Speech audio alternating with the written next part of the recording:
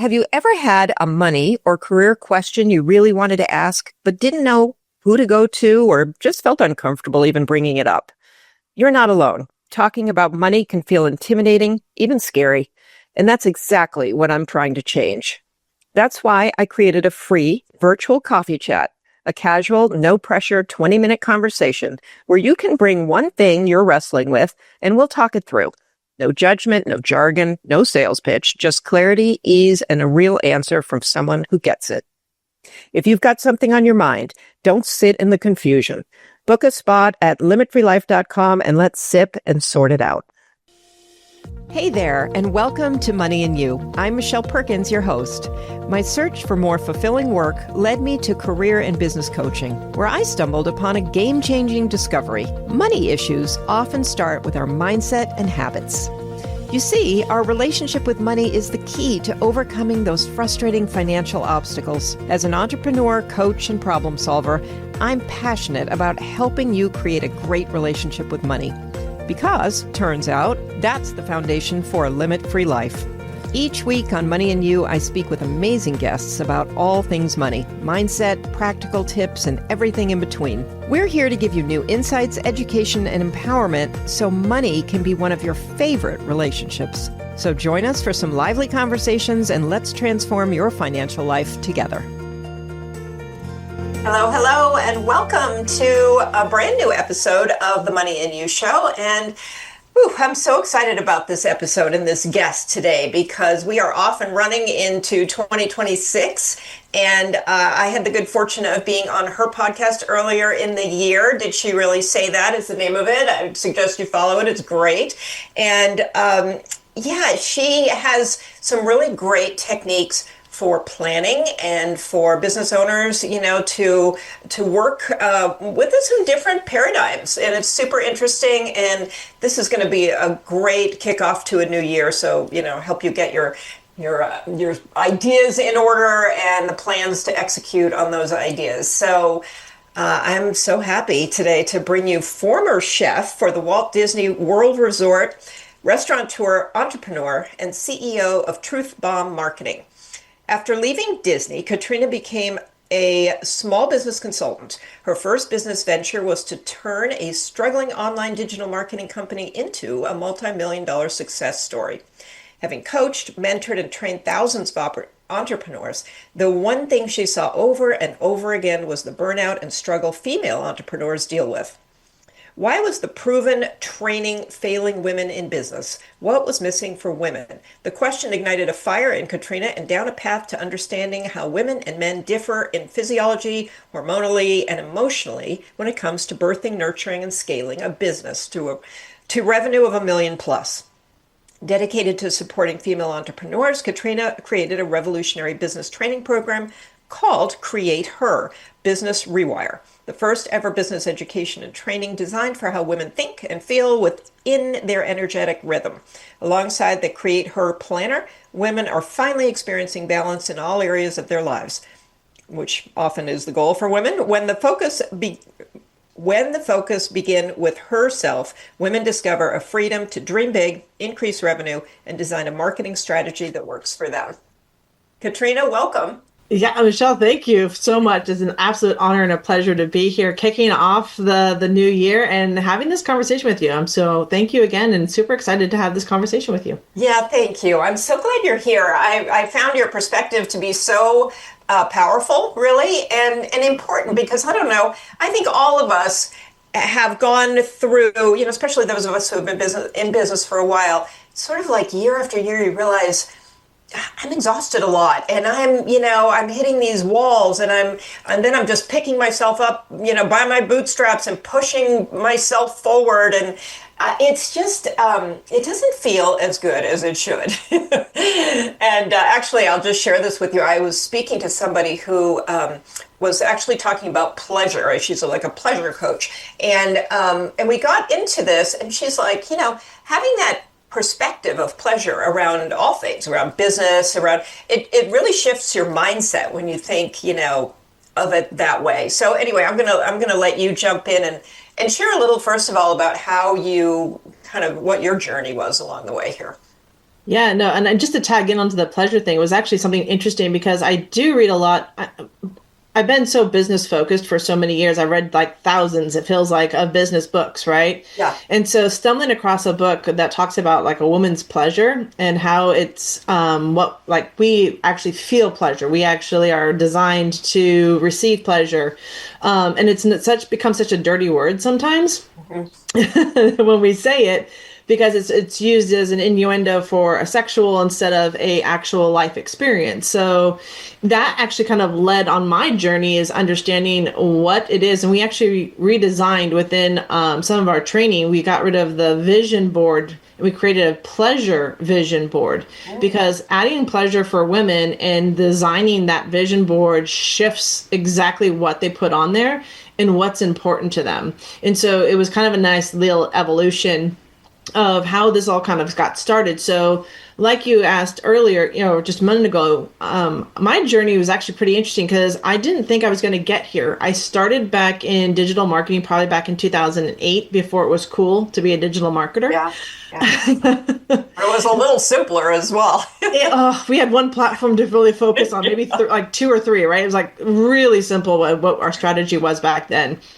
And when I left Disney, I loved Disney. Honestly, it was probably my formal training ground into a lot of what I do and create for concepts, because where else can you go to really understand how and why people want to come to a magical place? Mm-hmm. And I think as women, we want to be in that magical place, and yet we feel like we've got to be facing reality all the time. So we carry a lot more burden in what we do. And so when I left that corporate and I retired from the kitchen and jumped into the world of entrepreneurship, the first company that I always joked with him, I said, you took a chance on a chef to bring a Disney experience into a digital space that didn't exist before. Like, how do you create that raving fan, that revenue generating, had that place that they want to come to over and over again? And can you create that digitally in an online experience? And the answer turned out to be yes. So as I worked with this company, developing out different aspects of their community, their coaching programs, their content creation, it became evident that, we are all looking for ways to better improve both ourselves and then bring that forth through our business. So I've coached a lot of high level, entrepreneurs, 6 and 7, 8 figure earners over the years. But I started looking back about 3 years ago. Honestly, Michelle, I started looking back at all the individuals that I've helped that have been successful. And the ones that were stuck or disappeared were predominantly female. Mm-hmm. I watched the men continue to thrive and reinvent themselves, but I saw women dropping out, disappearing, unable to sustain. And when I started calling them up and saying, hey, what's going on? They're like, man, I couldn't keep up with it with everything else I was doing. So that got me to our conversation that we started before our podcast. What is the difference between men and women and when it comes to building businesses? And is it actually tangible, or is it just a feeling?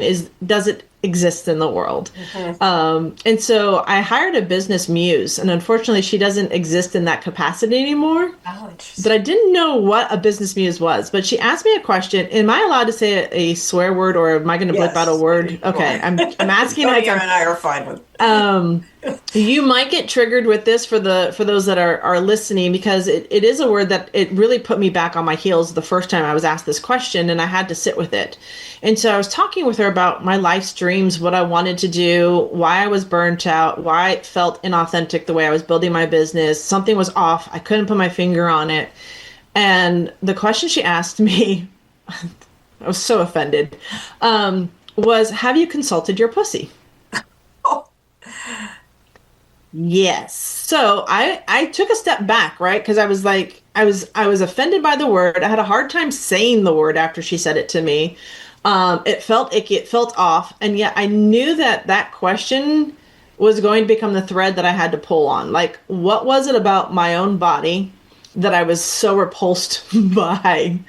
Became kind of the question. So that really sparked the conversation for me. What is the difference that women have, and why do we feel the way we feel about our bodies, and how is that impacting our ability to be around money, be around business, be around people, and most importantly, love ourselves? And so that that was the start of this incredible journey through the world of where I've gotten to where I am today, saying that, yes, there is a psychological hormonal difference on how women interpret and work within the realm of business.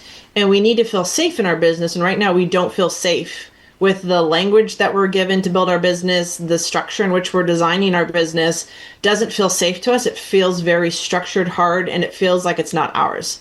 So what can we do to start changing that, to really have women thrive in this conversation around business, become the yin and the yang of the business world, not to dominate or replace, but to actually coexist in a more cohesive, woven fabric, instead of a push, maybe looking more of a receive. Wow, that is so interesting, and it's so true. And there are differences. There are differences in the way women think and feel about money. There are differences in the way women, operate within the work world.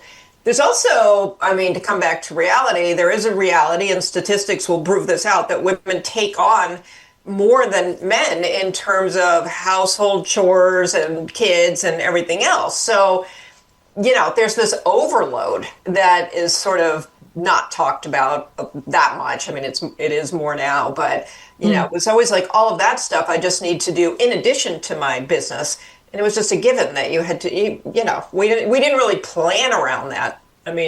I try to now actually leave a few hours for those errands and those, financial things that nobody else is doing that I need to take care of on top of everything. Yeah. So, let's, you're a few things. You're a marketing, expert, but you're also a productivity expert. And I don't know, where do you place yourself? Where's your priority right now? So it is definitely in the productivity. So while I understand the world of marketing, and I think that's the great background piece for me, is I understand what it looks like to get your business out there and what the tools that you're going to be using. But honestly, for women, the productivity was really the part where I see us struggling the most, because I've sat in those behind closed doors, high level masterminds. And so when we sit in them, they teach us productivity. If you've ever been inside of one of them, they say, here's a section in productivity. This is what you're supposed to do. Here's your daily method of operation, your DMO, if you've never heard of that before. Here's all the tasks you need to do. And it felt every time I sat in that room and I watched it get facilitated, I just watched women crumble. Over and over again. Like emotionally, they were beaten up. They cried afterwards because they're thinking to themselves, you want me to get up at what time? 5 a.m. in the morning. You want me to do this 30-minute time for myself, but I've got to get the kids up into school. I've got to take care of this. And their brain is already racing. And then you build on top of this. And then you're saying, okay, and then you have to do all of these things also throughout your day. And this consistency and this must-have type of a thing. Michelle, I watched women break down, and I knew in that moment that there was something wrong with how productivity is perceived between men and women, and it needed to shift. And I never thought I would dive into the world of the hormonal cycle of men and women and how much that impacts us. So the background of knowing marketing has been great in terms of how to cycle sync that. But really what I find when I work with women now specifically is that it's time and productivity, because we always say that I want more time. I wish there were more of me. I wish we could do this. We have this desire to do more. But what's funny is when I work with women, we talk about productivity and we talk about doing less or doing tasks that align within their energy cycle. Then things begin to shift, because there's almost like this aha, like, oh, I'm not broken. Yeah, there are going to be weeks when I don't feel like doing crap, or there's going to be times during the month when I just want to sit down and binge watch or take time to myself or something. And we don't give ourselves that grace, because what we're mimicking and mirroring is the male strategy of business, which works for the men. But at the same time, the men are also asking us women to help them slow down. Yeah. But if we're not doing it for ourselves, we can't mirror that as a model for the men even to take into consideration, because now we're matching them pace for pace. It's exhausting for us and it's exhausting for them. Yeah. Hence why we burn out. Ooh, yeah. And, it really, I don't know if you've been listening to this, but it seems like so many of the people that I've followed for a long time have been very, very successful, especially not so much the men, but the women. Yeah. Although I do have a mentor group, and one of the men in it, who is older now, he hit some kind of a wall, and now he's talking about the same thing. Getting away, going on retreats, like doing more of the things you love versus just the work. And so I think we reach some personal point where something hits us and suddenly we need to change. Better to change before you need to change, but still.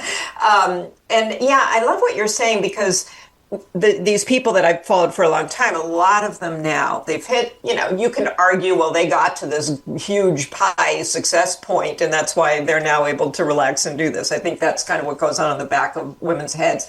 But yet they're all talking about the same thing. Yeah. Like, let's not try to do everything anymore. Let's not, implement every marketing strategy. You don't have to show up everywhere. You don't have, and so most of it is about shedding things. It's about what can we let go? And I keep hearing that as the question for 2026. It's not what am I going to do this year? It's what am I going to let go of first so that there's space. Yeah. And that there needs to be that space, right? And I think that we've done all the heavy, since 2008. So you're looking at almost 2 decades of being in this perpetual, actually you could go back even to like 2005, 6, 4, like you can go back 20 years of this constant pacing has been exhausting for everyone. Right. Yeah. And so when the men have been teaching us women how to do exactly what they do in business, it's the same person, it's the same mirror, it's the same productivity. There's no differential. And that's, I think, where we're really struggling as women is like, well, we need a different methodology, a different approach. So let's talk a little bit about how we've structured the world around us in business. And men, I love you for this. Thank you for this gift. Thank you for the structure, because the 7 foundational pieces of a business, knowing your audience, knowing what your brand, knowing your financials, like that's the structure core. As women, we need to shift how we approach it, right? So one of the interesting things in my research is that for men, you guys actually cycle through hormonally, typically a 24-hour cycle. You wake up in the morning, high testosterone, high cortisone levels, you're ready to go, literally, right? But this is where the things like the miracle morning came in, the 5 a.m. morning, eat that frog. Like a lot of the training is geared around how you guys emotionally wake up to ready to tackle your day. So when you teach that to women, it doesn't always fit with us, and we do it for a little bit of time, but then we find that we can't maintain that, right? So those methodologies really do work for the male hormonal structure. In the afternoon, testosterone begins to wane, right? So what over the centuries men have done around that time period is they entered in happy hour, right? Mm-hmm. So this is their time to go get social. There might be an afternoon golf. They might have some sort of meeting, but they're getting more social in the afternoon. So there's a lot of things that they've implemented based around how they feel, right? Then in the evenings, their estrogen kicks in. They're feeling a little more romantic. This is why guys typically date more towards the evening time. This is their time where they feel more connected to another human being, right? And so then they go to sleep, they reset, and they start their day all over again. So they kind of go through this, and they do have what I'll talk about next, but it's not quite as extreme. So the circadian rhythm, which we're taught over and over again, is what we're told is the primary. You need to make sure you're getting enough sleep at night. This works really well for the male body. Mm-hmm. The female body, right? And this is something that we can continue to discuss inside of here. And I'm telling you, I'm not new to this research, but it's still relatively new for what we're hearing as women. So it's called the infradian rhythm. And the first person I heard this from is actually Elisa Vetti. She wrote a book called In the Flow, and she had been researching women's monthly cycle as a tool that, when acknowledged, instead of just the period that we have as women, everything else that leads up to and out of that cycle, how when we energetically embrace that begins to shift. And I'll talk to you for those listeners that are out there in our audience that's listening. You're asking, well, I'm postmenopausal. I have had, medical hysterectomy. So I'm, we've got different things we're dealing with as women. I'm going to address this really quick here first, because I want to say that we don't ever stop our infradian rhythm. And the reason I say that, which is contradictory to a lot of the information, but also starting to reflect it, is that I work with a woman who has 3 children, 3 females under the age of 12. When we started talking about this, and she homeschools them also, which is actually kind of another advantage here. She goes, I actually watch my daughters cycle already. I can actually combine their schooling for when I know that they're paying more attention. They stop eating at certain times. They're actually more aware of their body, especially younger. So she says, I actually watch this monthly cycle happen in my girls before they've even hit their menstrual phase, which is what we seem to be stuck on when we talk about the infradian rhythm. When we get into the infradian rhythm as women, our bodies are naturally hormonally going through a change every single day for 28 to 30 days. That cycle does impact how we look at money, how we look at ourselves, how we look at our business, how we look at our relationships. And so understanding that for ourselves, yes, I could teach this all the guys, but women, we first have to understand what's going on in our body. So when I was asked that question by my business muse, have you consulted your pussy? I recognized that I haven't consulted my body. I built a business in the analytical up here, but I never fully embodied it as a woman. And that started to shift for me. So when I started, when Elisa first said, here's the 4 energetic phases of your cycle. Your follicular phase, your high creativity, high cognitive thinking, problem solving, able to look at the bigger picture. And this usually runs you 7 to 10 days, the beginning of your cycle. Right. And then when you get into your ovulatory phase, high communication. And I have a woman right now that's testing and tracking for when women ask for sales. She's able to ask for more.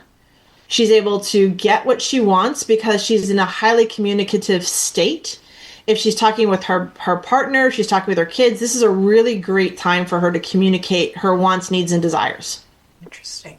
And she receives that into her life, right?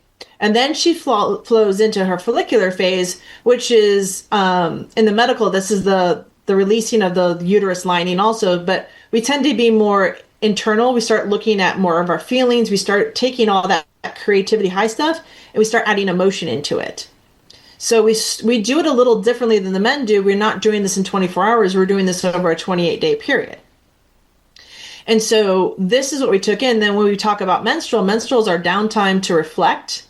And I thought it was really interesting when I was starting to read the studies that the woman's brain during her menstrual cycle, her left and right side are having more connective activity than any time during the month. So she's actually creating more neural pathways during her menstrual cycle because left and right are communicating at a higher rate than any other time. Which had me ask the question, and I don't have the science to back this, if that's why we feel like women mature faster, is because our brains every single month are getting a high dose of communication between left and right side. Interesting. Okay. Right? So this science that's coming out is because women are now in positions of studying ourselves at the scientific level. We're asking questions, we're doing the research, and so we're literally discovering what the female body is capable of at all different levels. So when you start bringing that into the world of business and money, we start recognizing that we should never make financial decisions during our period. Yeah. Bad time. Not the best time. Sense. Yeah. Right? Do it afterwards, but not during that cycle. So don't make big financial decisions during those times. So understanding that inside of your cycle, inside of your business, right? Knowing when these are tasks, you should be doing certain tasks in your business, when you should be looking at money. If you're reviewing your portfolio, do that at the beginning of your cycle, not towards the end of it, right? But because you don't want to be too emotional. We talk about being emotional as a woman, right? Do it when you're clearer thinking and you're more communicative and you can ask for it. And that's like 14 days out of the month that you can be literally in a money conversation, right? So it's really, it is fascinating. Yeah. Isn't it? You're like, but intuitively it feels right. It feels like, it would make so much more sense. And we've all been in those phases where we're really emotional and everybody is bothering us and everything is triggering us. And, when we're not even seeing anything straight. Yeah. And it's so interesting when you're able to communicate that to your business team, like if you're able to communicate that to your closest people, when you're able to communicate that to your spouse, when you're able to understand what your body is doing and actually ask or receive that information back, you'll be surprised how less emotional we become. Because now we're not trying to explain something that's happening, we're starting to understand what our body's doing, and we become more aware. And that awareness becomes our power, because then we become more self-aware of what's going on in our bodies, what's going on, and how it's impacting our conversations with everybody. Mm-hmm. And so that awareness, is when we communicate, it shifts so much in the world of business. And so for those that are in the post-peri surgical menopausal state, what's been interesting is I've talked with women and they said, okay, energetically, I still know something's happening, but I don't have the hormonal structure like I did back, right? So what does this now look like for me? And I said, oh no, like, crap, like you're asking a question, I don't have an answer. And I don't think anybody really did. I said, so what do we want to look at? And it was interesting is they said, well, throughout history and teachings, women have always taught other women to follow the moon. Yeah. Because the moon cycle is a 4-phase cycle.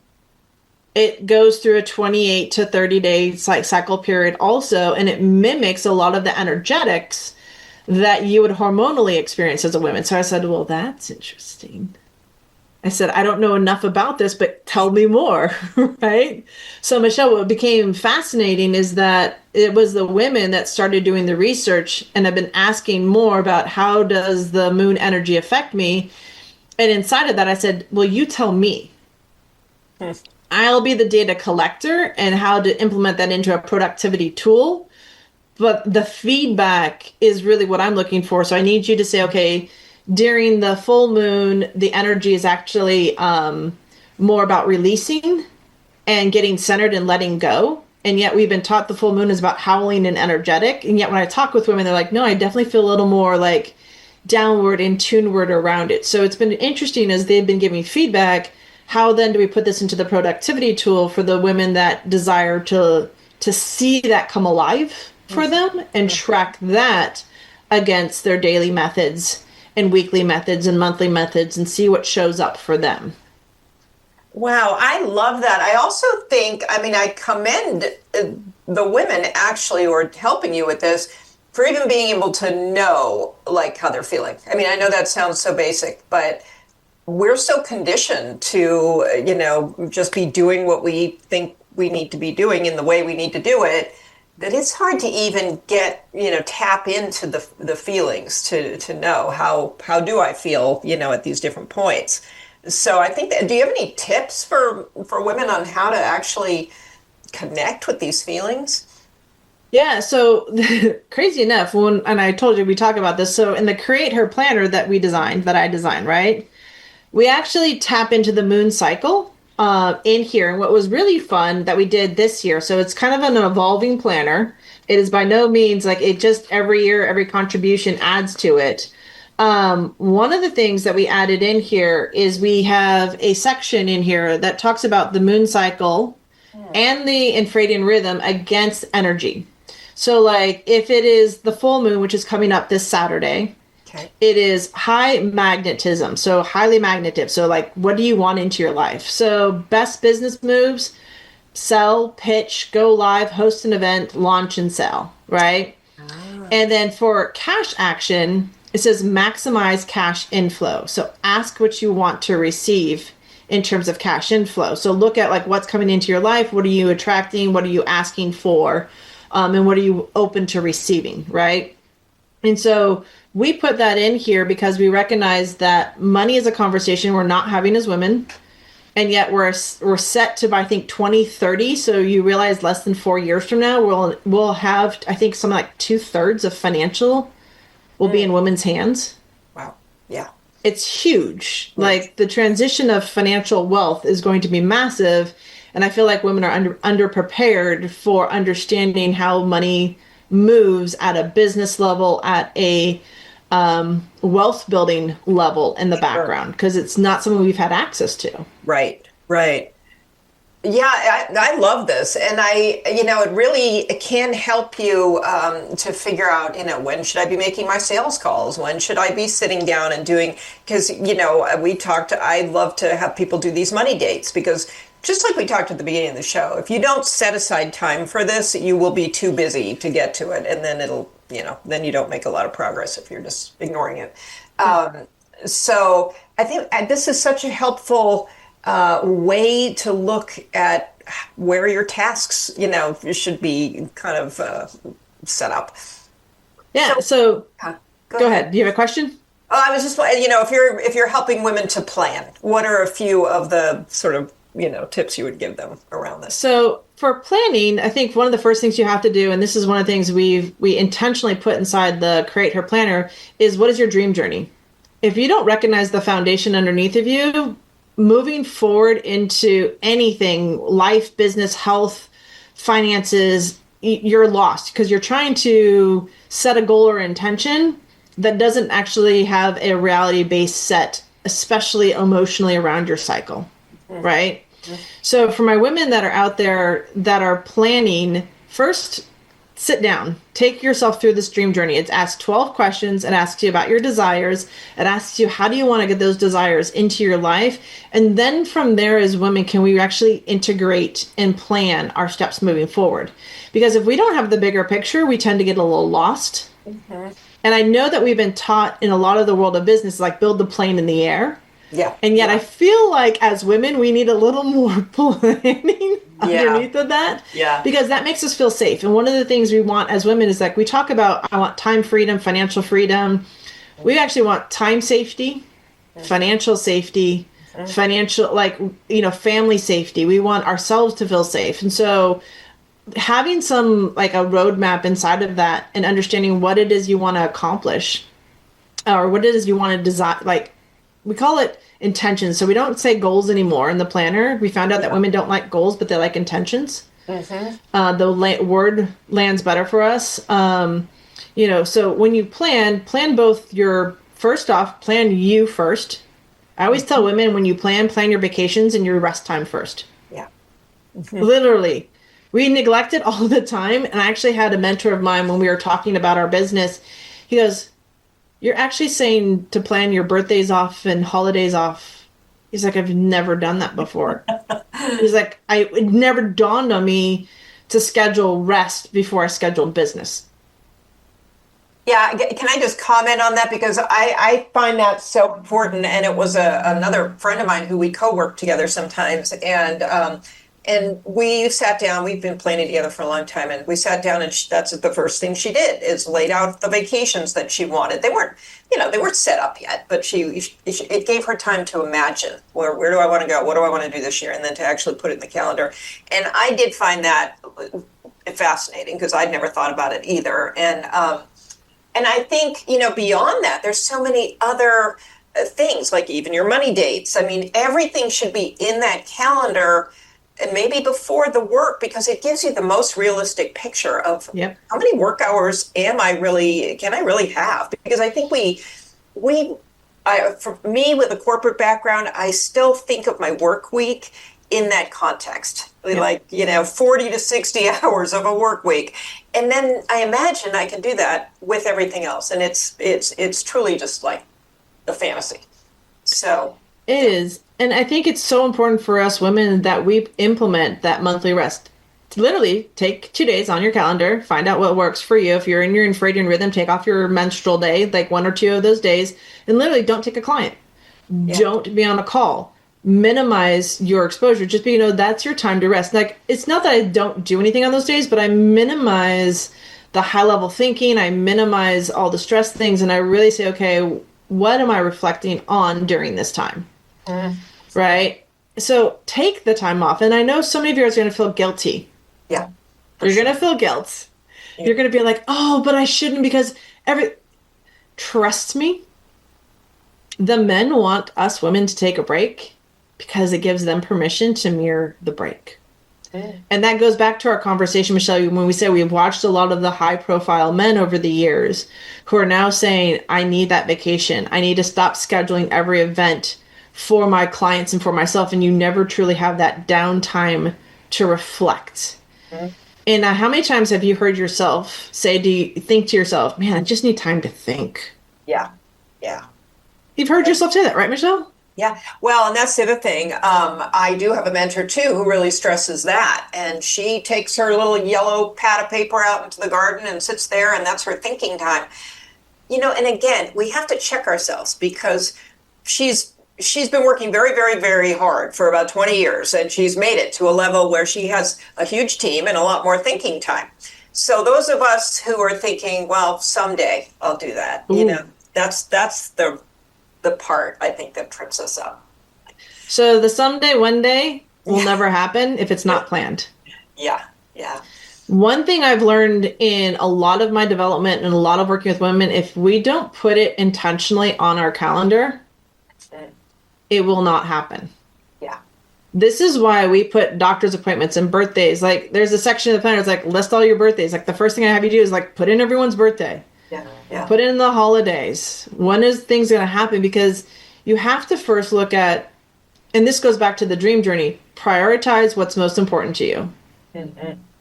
Build your business or weave your business. I always like the word weave for women. Weave your business into the fabric of your life. Because then it feels less like a job and more like a passion. It feels like something that your kids and the community around you will just see, like, we don't know whether you're playing or working. Yeah. And I think that's ideally what we want our lives to look like. We're getting into business because we want the time freedom. We want the financial freedom, but our lives look like just busy work.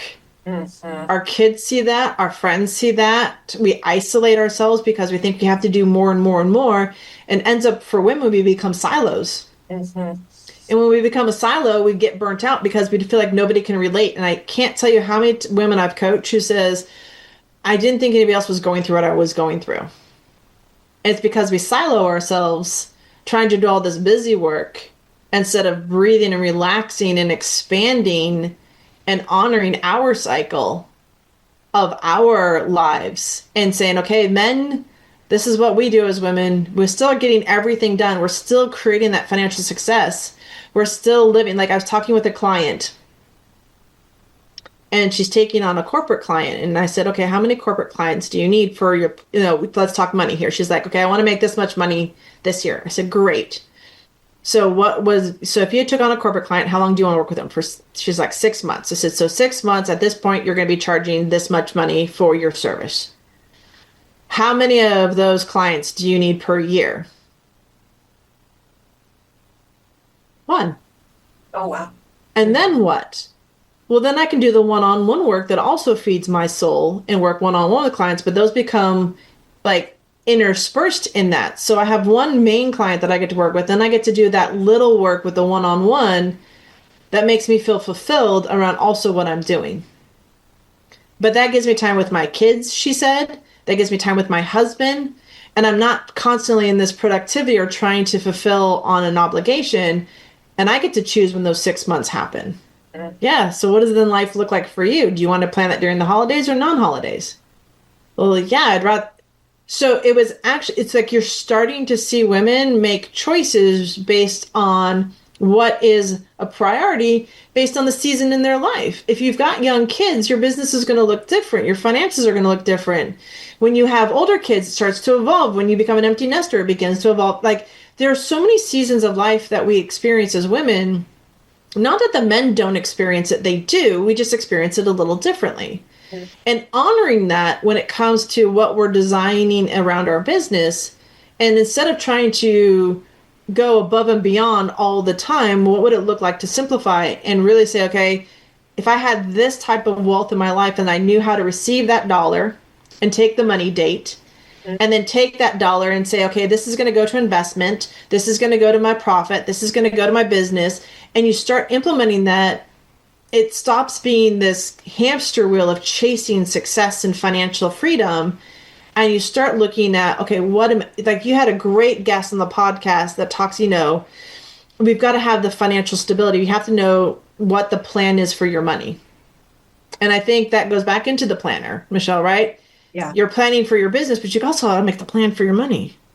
Absolutely. And so, I mean, just what you were saying earlier, if you don't know where you're going, if you have no targets, if you have, it's just a big free-for-all. And it's exactly the same with your money. And most of us kind of don't quite get there. We're just focused on getting by and getting. Well, then this begs the question too. And I've seen it with both men and women, but I have seen it really focused on women, as I've seen women make that 6-7 figure income and they've done the business for it.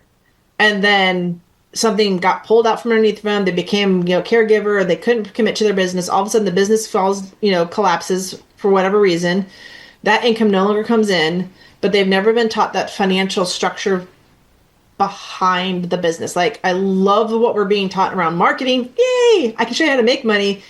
But what I feel like we're really missing, and I love your podcast for this, and when you talk about money and money and me, what am I doing with that money? Yeah. What am I actually, like, beyond the purpose of it going into my bank account? And I think this is where a lot of us get, like, the confusion. You and I both came from corporate. Corporate, we get a paycheck. We can be making a high six-figure income. We get the paycheck come in. The taxes have been taken out. The healthcare has been taken out. All of this has been taken out. Now it's basically become our discretionary income. Mm. When you run a business, that's not what's happening. That money coming in needs to be told where to go. Yeah. And we don't teach that in the world of business and say, okay, that dollar came in, 10% goes over here, 20% goes here. This is your operating cost. How much is your business operating? Is it 80%, 70%, 30%? Like, I learned that in the world of culinary, right? We always talked about food cost. How much is this costing us? How much is our operations costing us? But for some reason, as an employee, hearing that level, when I stepped into my own business, it's like all that left my brain. Yeah. And I was like, yeah, this check came in. That's great. I've got all this money, but it was never given purpose. It was never intentionally designed to hold the container that this is business money, and it gets distributed in certain ways, because I was just used to that discretionary income coming in from my job, which paid the rent. And it sounds weird when you say discretionary, but it paid the rent, put us on vacation, put food in the house. But those are all both a necessity and discretionary. Yeah. Yeah. But they're not teaching that in business. They're teaching you a business plan. Yay. They teach you the marketing plan. Yay. But no one's having the real talks like you are around, like, did you handle a financial advisor? Do you have somebody that's helping you take that income? Because the whole purpose for me now, knowing what I know now, is building the business is supposed to support you. If you don't have any financial support in the background, Michelle's like shaking her head, yes. Like, this is the conversation where she's continuously having here on this podcast.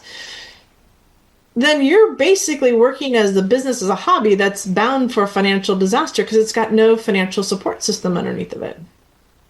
Yeah, I just love that you brought that up, because no matter how financially smart you are or how much money you make, it's a discipline. You have to jump in, and because it is, as an entrepreneur, as you know, I mean, sometimes you get behind. So money comes in and you're just throwing it at the things that, are out there needing to get paid.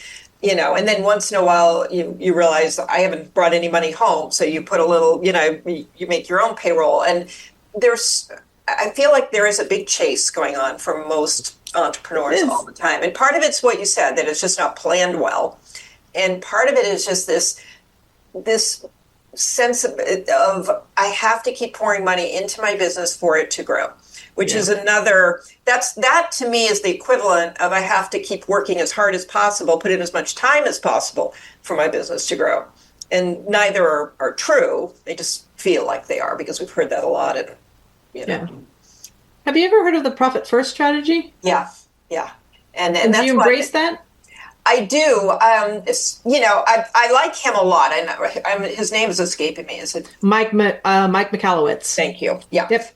And it's a great book. I think every entrepreneur should read the E-Myth and Profit First. And there are several, really definitely. But again, your business can run away. The profit first means you really have to set it up and you have to be very disciplined about implementing it, which, it's kind of basic. But as entrepreneurs, especially if you're a creative type, you want to create, you want to make that next product or service, and you want to keep pouring money into marketing. And marketing is, I would say, for business owners, marketing is the trickiest piece in terms of spending, because you can there's no end to what you can spend. So maybe you have a final comment on that one. Yeah, I will say, like we talked about this at the beginning, I think it is as we step into this new year, and I think anytime as we reevaluate our business, less is more. The fun part is that since 2006, all these media platforms that we're taking advantage of for marketing, a lot of what they did to get you there was to get people on those platforms. 2020 solidified everybody being on digital marketing or media in some form, fashion on a platform. So it's less about trying to be everywhere, because there are billions of people, millions of people on each platform that are your targeted audience. Mm-hmm. You just got to choose one. Yeah. And commit to showing up there as your most authentic self, right? So yeah, I think marketing becomes a simplicity. I think we've been taught in this chaos of trying to grow the digital space that we now all have access to and carry around in our back pocket via our mobile phone, is that we don't need to be everywhere anymore. The omnipresence was a beautiful thing back when there were like 5 platforms to be on. But with the, 1,000+ platforms across the globe and everyone trying to get a piece of it, less is more. Focus on your true intention. Focus on knowing who you are inside of your business, what it is you want to build, understanding your financial structure. Then marketing. What I always find interesting is marketing, if you build a business plan, is the last piece of the puzzle. Yes. Because marketing doesn't come until after you understand what it is you're in and who you are inside of your business. Oh, that's good. Once you understand who you are inside of your business and your role, only then can you market from that standpoint. Otherwise, you do throw away dollars trying to find something that sticks. Yeah. But when you design your business, and part of the planner helps with that, is it says, what is your intention? What do you want to achieve? What do you want to accomplish this year? Then you understand what it is you're actually building from. And it's really important for me. What I will just touch base with back on the Profit First is that 2 years ago, I believe, they integrated or they aligned with a financial banking system. So what I liked about that, Michelle, was that it was the first time I could open a banking account and actually see that instead of trying to track it on an Excel sheet. Yeah. And I think actually you on the podcast told me about that. I didn't realize that. Yeah. That's a really. So there's one banking system designed around the Profit First strategy that is like no fees, no anything. But it was the first thing of like, the book is fantastic, but you did need an integration of it. Yeah. And I think that's what was missing from Mike. And I think he realized that. So he partnered up with a financial institution, a banking system. Relay is the name of it, if you guys are curious. And they are actually our partnerships. So what he teaches now becomes an integration, an actual practical element to then put into your business. And we've been using it for the last 2 years. And I will say, from a money perspective, ladies, it changed everything. Because instead of it being some ideology, it now became a tangible substance of which I see how the money comes in. And when you can automate it, for my creatives out there that don't want to deal with money, you can actually automate that whole Profit First strategy inside the banking system. So it will disperse percentage-wise to all the accounts that he talks about in there, giving you that one-click view that will help you make those decisions to move your business forward, but doing it from a fiscally and financially a sound base instead of this hypothetical one account that I'm working out of. Yeah. So there is that. That's so good. And Katrina, I'd love for you to come back and talk in more depth since you've been doing this yourself. That would be really great because that's something we have not gone, into the implementation of that. And I wish I could have you for hours more here. It's so fascinating, but we're out of time. I really want you to help people. So where can they find your planner? And are you doing any kind of workshops around how to implement it? Absolutely. Okay. Because it's a new type of way of looking at how our lives look as women. So the planner is your basis. So truthbombmarketing.com. You guys have seen the down here, and I'm sure it's going to be in the show notes also. You go there, the planner's front and center.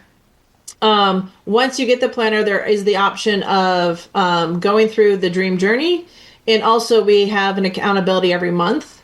So we do an inner circle so that you're supported as you're going through this, right? So we want to make sure that you what happens with the planner is it starts surfacing your habits. It starts showing you where you're at energetically, and you start seeing the pattern yourself. So it's the mirror that reflects back who you are as a woman. And I think that's the beauty of this. So yeah, they can find me at truthbombmarketing.com is the best place to learn more about me and get access to that planner. Okay. Well, thank you so much. I think that I love what you said at the end, because when I've always talked about understanding your belief systems, but when you understand your habits, that's a huge other piece of the puzzle that you Yes. really, I mean, I spent a lot of time in my head understanding, belief systems and patterns. And in the last few years, it's really been revealed to me how important and some of those habits come from these beliefs, but still, we don't realize how ingrained we are with certain ways of operating. So, Oh yeah. yeah, thank you so much. This was so great, and you taught the audience so many things. I think this is a show people should listen to a couple of times because it was really meaty. So, thank you, and thank you for this work. It's really important. I mean, it's really life-changing, actually. I actually can't wait to look at the lunar calendar and see what it's all about. I've never really paid too much attention to that, but I can see the value in it. So really great. All right. Well, it'll change your life. Yeah, thank you. And I'll put all the info in the show notes so people can access the planner and see more of what you do. So thank you. Thank you so much for being here. And thank you for helping people start the year off with a whole new way of looking at things. I love a new year. I love planning, and I love a refresh on everything. So thank you. And audience, thank you so much for being here. We love having you listen to the Money in You podcast. You can find us on all the podcast platforms. You can find us on the Limit Free Life YouTube channel and a few other places. So you can reach out to me, Michelle at Limit Free Life, and Michelle at limitfreelife.com. Forgot that part. So thank you, and we'll see you next week.